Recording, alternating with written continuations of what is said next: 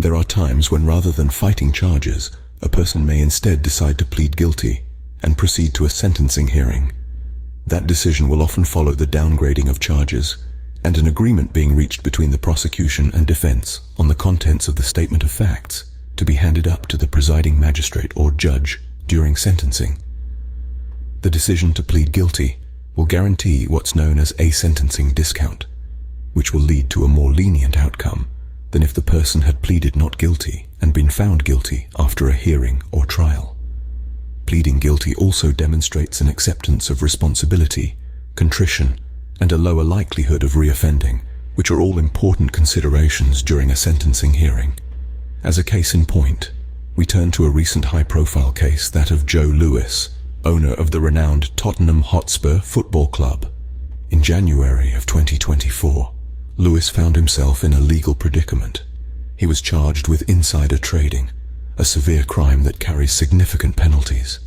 Instead of fighting the charges in court, Lewis made the difficult decision to plead guilty. He admitted passing information about his company that was not publicly available to his associates for financial gain. Why would he do this, you might ask? One reason is that by pleading guilty, Lewis could potentially receive a reduced sentence. It also circumvented the need for a trial, which can be a lengthy and costly process. But it wasn't a decision he made lightly or without significant consideration. Before reaching his decision, Lewis engaged the services of a criminal defense lawyer and carefully weighed his options. He gathered supporting materials, such as an apology letter and character references, which can play an important role in mitigating the sentence.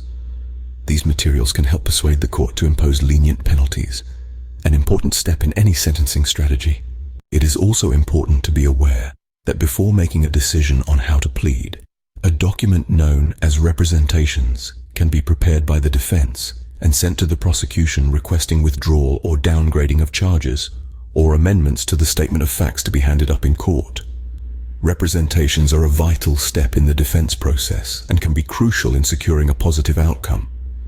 Other supporting materials, in addition to an apology letter and character references, may also be important in persuading the court to show leniency, such as reports from mental health professionals, certificates of completion from relevant programs, such as anger management programs for assault offenses, the Merit or Smart Recovery program for drug offenses, or the Traffic Offender program for driving offenses, as well as materials which show that a harsh penalty may lead to other adverse consequences, such as loss of employment.